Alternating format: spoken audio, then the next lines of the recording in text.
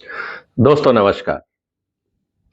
आपने एक शेर सुना होगा कि आदमी तो काबिल है, बहुत कामयाब भी है, लेकिन सिर्फ एक ऐब है, मुंह में जबान रखता है और सीधा होके बात करता है।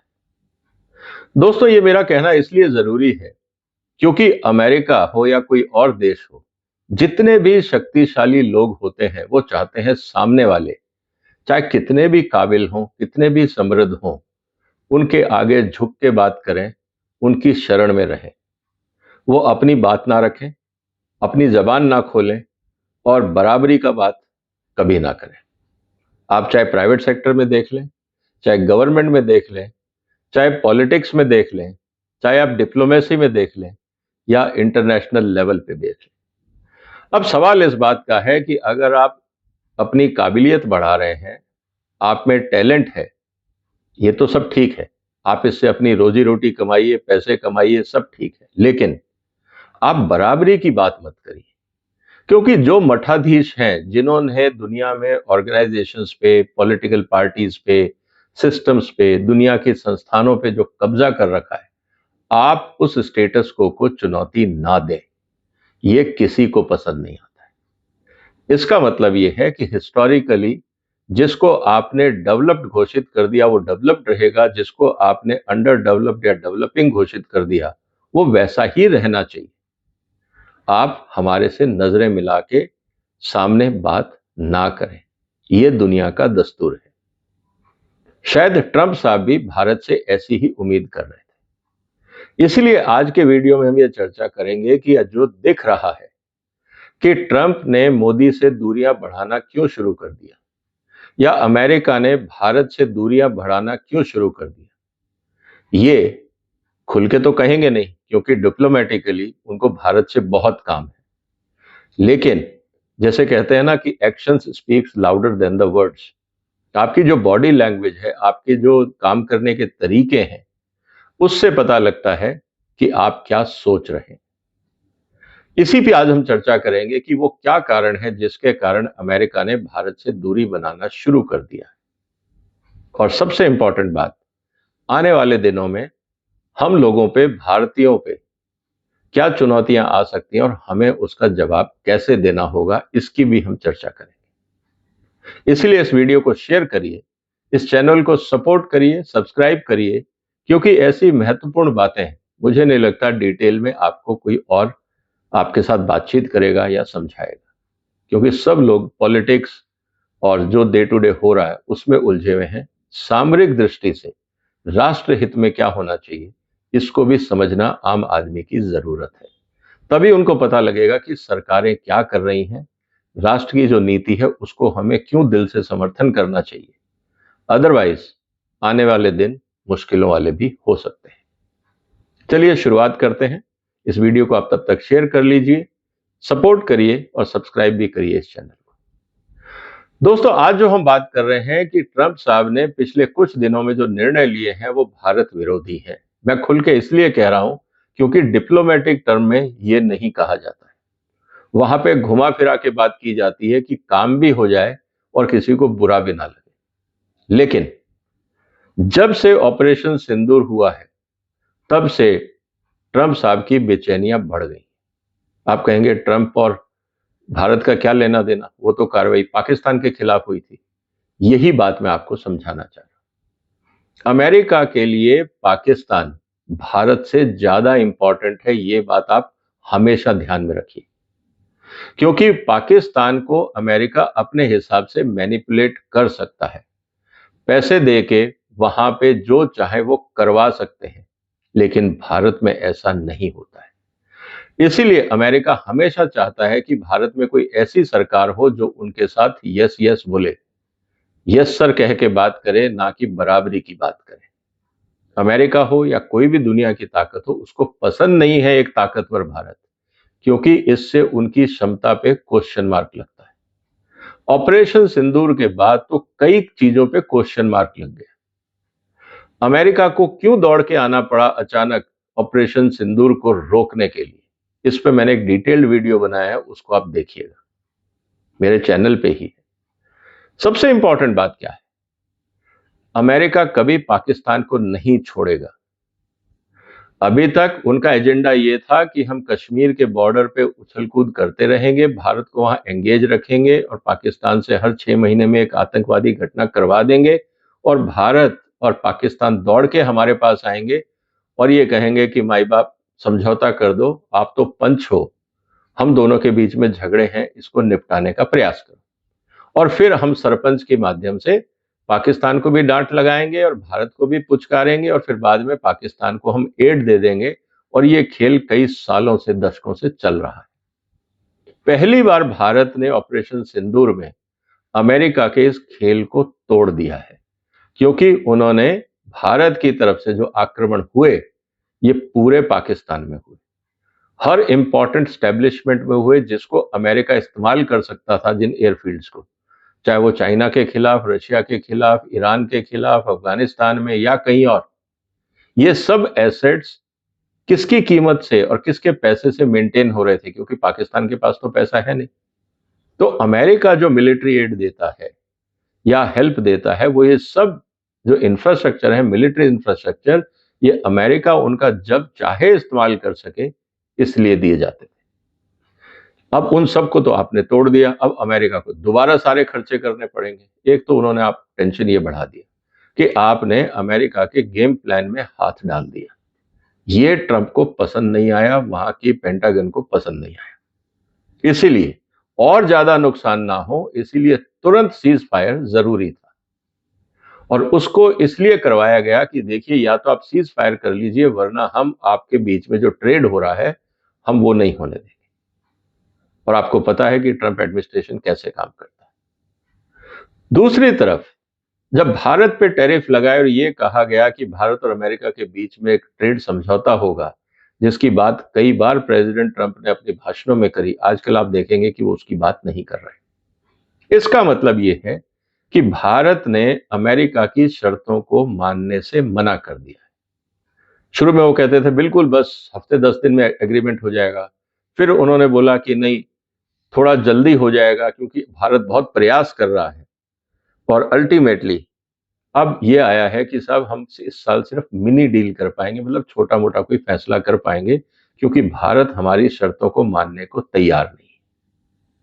और वो शर्तें क्या हैं, उस पर भी मैंने एक वीडियो बनाया था कि अमेरिका की नजर है भारत के कृषि क्षेत्र पर, और वो हम होने नहीं देना चाहते। आपको पता है उसकी समस्याएं क्या हो जाएंगी, आर्थिक और राजनीतिक दोनों रूप से।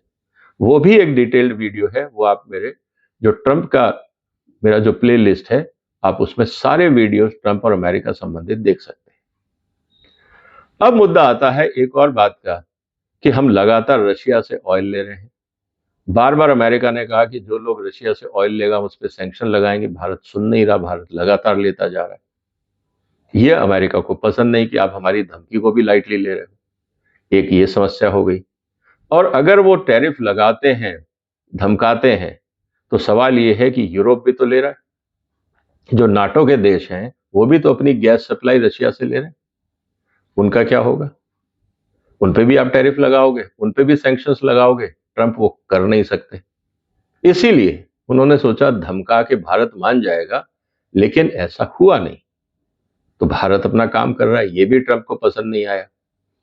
और उसके अलावा उन्होंने ये कहा कि जो ऑटोमोबाइल्स हैं, जो बाकी चीजें हैं, ईवीज हैं, जिसको लेके एलन मस्क काफी परेशान था कि भाई आप टैरिफ कम कर दो। भारत सरकार ने अभी पिछले हफ्ते ही ऑटोमोबाइल पॉलिसी रिलीज करी है कि अगर आप ईवीज में भारत में एक्सपोर्ट करना चाहते हैं तो आपको $500 बिलियन, मतलब $500 मिलियन भारत में इन्वेस्ट करना होगा ईवी मैन्युफैक्चरिंग में, तब आप 15% पे ला सकते हो, वरना 70% कस्टम ड्यूटी लगेगी।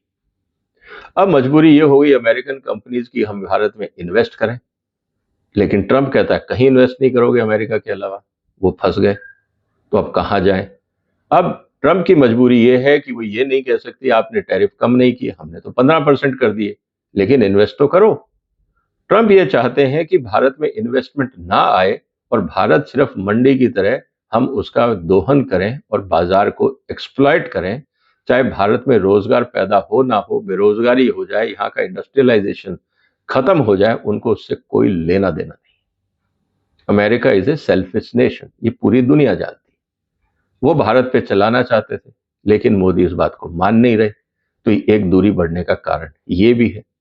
और फिर जिस तरह से ऑपरेशन सिंदूर में भारत ने मेक इन इंडिया हथियारों का इस्तेमाल करके पाकिस्तान को ठिकाने लगाया, ये एक सिरदर्दी बन गई कि अमेरिका को ये समझ नहीं आ रहा कि इतना टेक्नोलॉजिकल डेवलपमेंट जिसमें चाइना और अमेरिका के दिए हुए हथियार काम नहीं करे, और वो भी भारत की टेक्नोलॉजी ने उनको हिला दिया, उनको डिफेंड करने में पूरी तरह से स्वदेशी टेक्नोलॉजी का इस्तेमाल हुआ।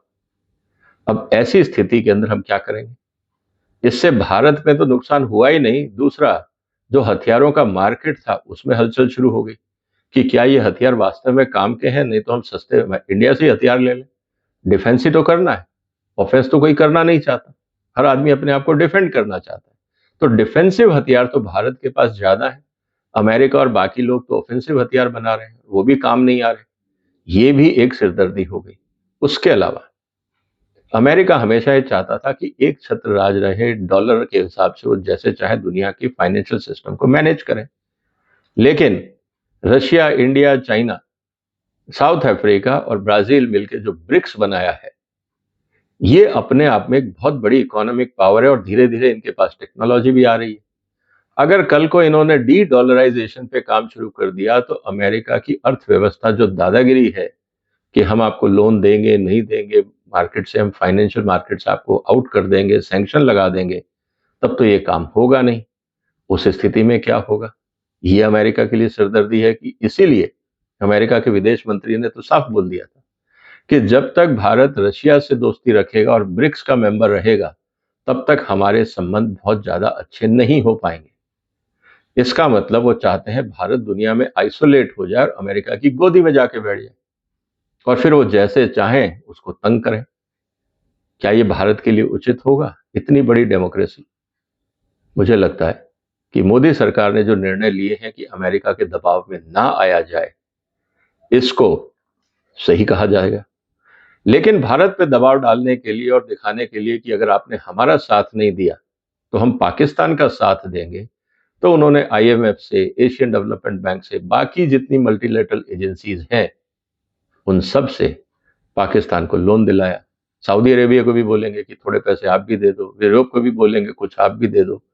कुल मिला के पाकिस्तान को मरने नहीं दिया जाएगा, उसको इतना रखा जाएगा कि वो अमेरिका की नीतियों के आगे हाथ जोड़ के खड़ा रहे।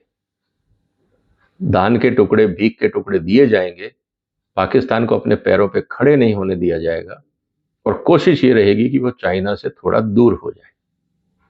ये बात भी अमेरिकन एजेंडा में है। अब सवाल इस बात का है कि भारत क्या करे। इसीलिए मेक इन इंडिया की रफ्तार बढ़ाना जरूरी है। भारत सरकार को जो यहाँ पे ग्राउंड लेवल पे करप्शन है, जो पॉलिसी एनवायरनमेंट इतना ब्यूरोक्रेटिक हो गया है, उसको कितनी जल्दी हम खत्म करेंगे, ये भारत के हित में होगा। दूसरी बात, हमारे यहाँ पे जितने भी R&D इंस्टीट्यूशंस हैं, एजुकेशनल इंस्टीट्यूशंस हैं, उनको रेलेवेंट बनाना होगा। सिर्फ डिग्री दे के और एजुकेशन डिपार्टमेंट चलाने से कोई फायदा नहीं, क्योंकि जब तक हमारे यहाँ पे स्किल डेवलपमेंट नहीं होगी as per need of the market, तब तक उसका कोई फायदा नहीं। और वैसे भी अमेरिका ने तो ये प्रतिबंध लगाना शुरू कर दिया है कि हम भारतीयों को अमेरिका में पढ़ने नहीं देंगे, तो जो हाई स्किल नॉलेज आनी चाहिए थी आने वाले दिनों में, वो भी कम हो जाएगी।